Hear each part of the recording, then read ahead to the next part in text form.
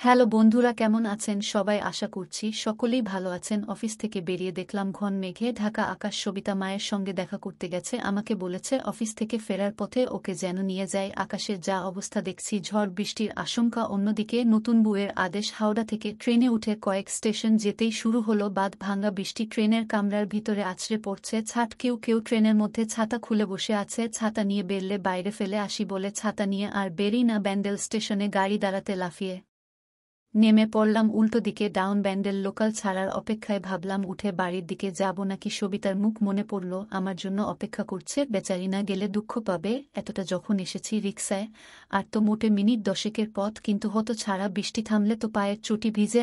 শক্ত একটু চা হলে ভালো হতো। এগিয়ে একটা হুইলারের দোকানে গিয়ে বললাম, ভাই চা হবে? দোকানের লোকটি অদ্ভুত চোখ মেলে আমাকে দেখে। মনে মনে ভাবি কিছু ভুল বললাম নাকি। পাশের একজন বলল, ধুর মশাই, দেখছেন না জল ঢুকে উনুন নিভে গেছে। পুরানো আমলের করি বর্গার ছাদ, একতলা বাড়ি, খাঞ্চার এক বড় বড় ঘর, সামনে এক ফালি জায়গায় নানা পাতা বাহারি গাছের জঙ্গল। বাড়ির পাশে টিন দিয়ে ঘেরা বাথরুম। সবিতা বিয়ের আগের দিন পর্যন্ত বিধবা মা শান্তিলতার সঙ্গে এখানে থাকত। এখন শান্তিলতা একা। সঙ্গী বলতে এখন একটি ঘর নিয়ে নামমাত্র ভাড়ায় থাকা 3 সদস্যের একটি দরিদ্র পরিবার। প্রমোটারের সঙ্গে কথা চলছিল ইতিমধ্যে মেয়ের বিয়ে ঠিক হয়ে যাওয়ায় এই আলোচনা সাময়িক স্থগিত। তবে 5-0 অতি শান্তিলতার আটোসাটো চেহারায় আভিজাত্যের ছাপ। বিয়ের পর অষ্টমঙ্গলায় একবার জামাইকে সঙ্গে নিয়ে এসেছিল মেয়ে। জামাই ফর্সা, কার্তিকের মতো চেহারা। বৃষ্টি থামার লক্ষণ নেই। কতক্ষণ অপেক্ষা করা যায়? স্টেশন হতে বেরিয়ে রিকশা স্ট্যান্ডের দিকে এগিয়ে গেলাম। সারি সারি রিকশা দাঁড়িয়ে, কিন্তু চালক নেই। আশেপাশে আছে কোথাও। এই বাদলায় কেউ যাবে বলে মনে হলো না। হাঁটা শুরু করা যাক। রাস্তায় হাঁটু জল ঘুল করে, জল ঠেলে কাপড় গুটিয়ে এগোতে লাগলাম। সবিতাকে নিয়ে ফেরার সময় ওকেও আসতে হবে।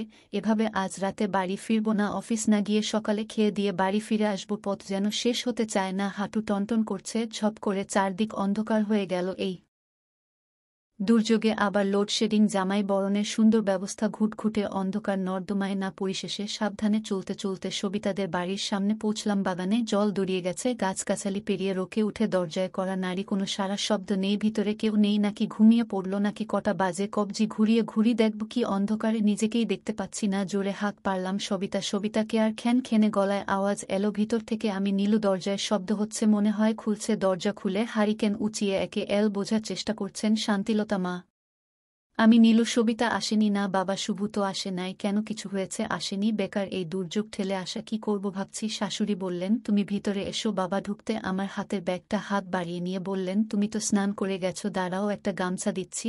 আমি একটু বাথরুমে যাব, বারান্দায় জল আছে। শান্তিলতা চোখ চকচক করে উঠে। জামাই যেন হাতে সাপ ধরে খেলা দেখাচ্ছে। বালতির জলে হাত পা ধুয়ে ঘরে ঢুকে দেখলাম এখানে ওখানে গামলা ডেকচি রয়েছে মেঝেতে, তাতে উপর থেকে টপক করে জল পড়ছে। পুরানো পেটা ছাদ, কতকাল সংস্কার হয় না, কোনোদিন হয় তো ভেঙে পড়বে। শাশুড়ি হাঁকড়ে চেয়ে আমাকে দেখছেন। আমি হেসে বললাম, এত জল ঠেলে আসতে হাঁটু টনটন করছে, তুমি বসো, আমি তেল মালিশ কইরা দিতেছি। না না, আপনি কেন করবেন? ও কিছু না। চুপ করো, কথা কইও না তুমি। আমার ব্যাটার মতো দাঁড়াও, কাপড় দিতাছি। একটু পরে পাশের ঘর থেকে একটা থান কাপড় এনে আমাকে পরতে দিয়ে পাশের ঘরে চলে গেলেন। শান্তিলতার কপালে দুশ্চিন্তার ভাঁজ। মাইয়ার লগে জামাইয়ের কিছু হইল নাকি? মাইয়াদা যা মেজাজি, তারে বিশ্বাস নাই। খাটের উপর জামাইয়ের ছোলা ব্যাগ দেখে খেয়াল হয়, তাড়াতাড়ি ব্যাগ খুলে কাগজপত্র বের করে ফেললেন। একটা বই দেখে হারিকেনের আলোয় নিয়ে দেখলেন, এটা আবার কি বই? পাতা উল্টাতে শরীরে বিদ্যুতের ঝিলিক খেলে গেল। দ্রুত বইটা ব্যাগে ভরে রাখেন। স্টোভ জ্বালিয়ে একটা ছোট অ্যালুমিনিয়ামের বাটিতে 2 কোয়া রসুন ফেলে তেল গরম করতে লাগলেন। শুভুটা যা বদ মেজাজি, জামাইয়ের লগে কি হয়েছে কে জানে। চিন্তা তার শান্তিলতার মনকে অশান্ত করে। খেয়াল হয় ঝোলা ব্যাগটার কথা, দরকারি কাগজপত্র আছে।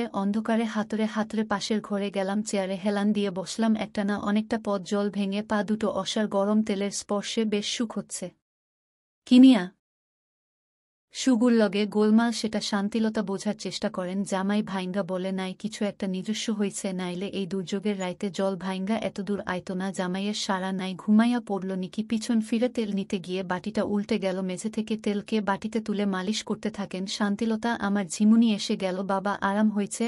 আমি চোখ খুলে লাজুক হাসলাম। শান্তিলতা হারিকেন হাতে উঠে দাঁড়িয়ে এক পা এগোতেই মেঝেতে পড়ে থাকা তিলে পিছলে হি বলে আছড়ে পড়ে কোমর চেপে যন্ত্রণায় কাতরে উঠলেন। হারিকেন নিভে গিয়ে সারা ঘর অন্ধকার কিছুই দেখতে পাচ্ছি না, দেশলাইট জেলে হারিকেন ধরালাম, চিমনি নেই, আলোর শিখা তিরির করে কাঁপছে। উঠছেন কেন, বসে জিরিয়ে নিন দিও, সারারাত পড়ে আছে, দুইটা সিদ্ধ না করলে খাইবা কি, যেমন লেংচে লেংচে স্টোভ জ্বালিয়ে ভাত করছে। বুঝলাম বেশ লেগেছে, লাজুক মুখে বসে থাকি খিচুড়ি আর ডিম ভাজা করতে করতে রাত প্রায় 12টা। বাইরে বৃষ্টির দাপট মনে হলো একটু কমেছে, লাইটটা এলে স্বস্তি মিলত। এমনি লোডশেডিং হলে এতক্ষণ থাকতো না, ঝরে তার ছিঁড়ে বিপর্যয় ঘটেছে হয়তো, তাহলে কাল সকালের আগে সারাবার প্রশ্নই আসে না। আমরা খেতে বসলাম, খিদের মুখে গরম গরম খিচুড়ি খুব ভালো লাগছিল, তার সঙ্গে ডিম ভাজা আর আচার ও দারুণ। উনি আচার নেননি, জিজ্ঞেস করি মা আপনি আচার নিলেন না? বাবা কুমড়ুরে বেদনা, অখন টক খাওন ঠিক হইব না। ভদ্রতার খাতিরে বলি জামাইয়ের কথা শুই না তো খারাপ লাগে না, তবু শুভ লগে কিছু হয় নাই তো, এই চিন্তা পিছু ছাড়ছে না। শেষ হলে জলের মগ নিয়ে উঠে দাঁড়াতে শান্তিলতা বললেন, দেখো বাবা তাইলে পিছলাইয়া যায়ও না। শান্তিলতা বাসনপত্র গুছিয়ে বিছানা গোছগাছ করতে থাকেন, জামাইকে দেখে বললেন, বাবা ওই ঘরে ছাদ দিয়া জল পড়ে, তুমি এখানে শো, আমি ওই ঘরে শুইতাছি। বয়স কা গুরুজন, ব্যাপারটা আমার কাছে অমানবিক লাগে। আমি বললাম, তা হয় না মা, আপনি এখানে থাকুন, একটা তো মোটা রাত, আমি ওই ঘরে শুই, যদি কিছু মনে না করো তাইলে তুমি আমার কাছে শুইতে পারো, বিছানাটা বড় আছে, প্রস্তাবটা মন্দ না। শান্তিলতা বিছানার একপাশে শুয়ে পড়েন। বৃষ্টি কমলেও ঘন ঘন বিদ্যুৎ চমকাচ্ছে, বারান্দায় কাচের জানলা দিয়ে আলো এসে ঝাঁপে পড়ছে ঘরে। হারিকেন নিভে গেল, ঘরে ঘুট ঘুট করছে অন্ধকার। একদিক দিয়ে ভালো হলো, কেউ কাউকে দেখতে পাচ্ছি না, শুয়ে আছি, ঘুম আসছে। একসময় না ডাকার শব্দ পেলাম, বুঝলাম ঘুমিয়ে পড়েছেন। রাত কত হবে?